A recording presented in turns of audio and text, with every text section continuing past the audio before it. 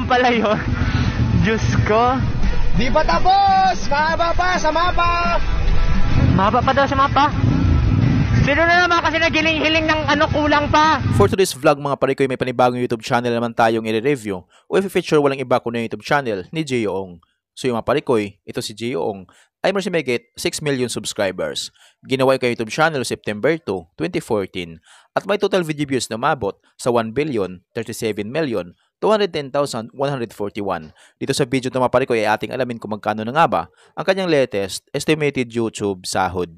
Disclaimer, lahat na makikita nyong amount dito o mababanggit kong amount dito ay pawang estimated po lamang gamit ang Social Blade. Ang Social Blade ay isang public website na kahit sino ay pwedeng tumingin dito at maaari nyo rin makita ang lahat ng mga estimated YouTube sahod ng mga vloggers or content creator. At layunin lamang ng video na ito na mapagbigay ng inspirasyon sa mga taong makapanood nito, lalong-lalo na sa mga small YouTuber. So yung mga pare ko, ano pang hinintay natin, samahan nyo kung i-review natin ang status ng YouTube channel ni Gio Ong. So yun mga pare ko, dito tayo ngayon sa official YouTube channel ni Gio Ong dito sa Social Blade. So ito si Gio Ong ay requested ni Rosale Basilesco. So shoutout sa iyo, Rosale Basilesco. So meron siyang 232 uploads na video.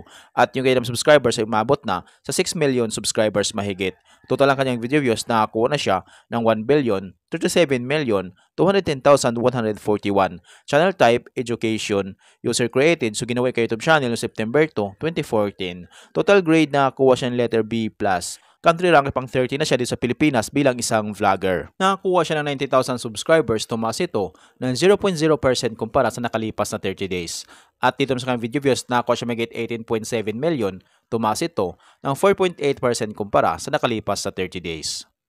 So yung mga pare ko, dito naman tayo ngayon sa YouTube Stats Summary ni Gio Ong simula noong January 15 hanggang January 28, 2025. Dito natin makikita yung mga nadagdag niyang subscribers, video views, at yung kanya naman estimated earnings. Yung titingnan natin dito mga pare ko ay yung kanyang daily average. So sa kanyang daily average, meron siyang $156 at yung highest naman ay umabot sa $2,500. I-convert natin sa peso. Simula ipag-convert sa lowest na mayroon siyang $156 times natin sa 58 ay mayroon siyang 9,048 pesos na posibleng kitain sa loob ng isang araw. At kumabot naman niya yung highest, umabot sa $2,500 times natin sa 58 ay meron siyang 145,000 pesos na posibleng kitain sa loob ng isang araw. So yung mga pare ko, dito naman tayo ngayon sa kanyang estimated monthly earnings. So disclaimer po lamang mga pare ko, ang video na ito ay layunin lamang na makapagbigay ng inspirasyon sa mga taong makapanood nito, lalong-lalo sa mga small YouTuber. Lahat na makikita yung amount dito o mapabanggit ko amount dito ay pawang estimated po lamang gamit ang Social Blade.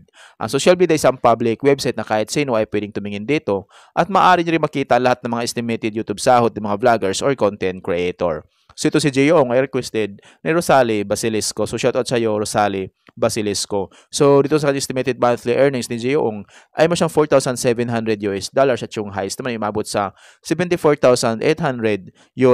I-convert natin sa peso. Simulan natin pag-convert sa lowest na meron siyang $4,700 i-times natin sa 58 ay meron siyang 272,600 pesos na posibleng kitain sa loob ng isang buwan. At kumabot naman yung highest, umabot sa $74,800 i-times natin sa 58 ay meron siyang 4,338,400 pesos na posibleng kitain sa loob ng isang buwan. Pero maraming magbabago pa ito mga pare ko, depende sa dami ng views na makukuha ni Gio Ong. So dahil sa sahod ng mga vloggers or content creator, nakadepende sa dami ng views, hindi sa dami ng subscribers. At laking tulong din yung mga viewers na hindi nag-i-skip ng ads.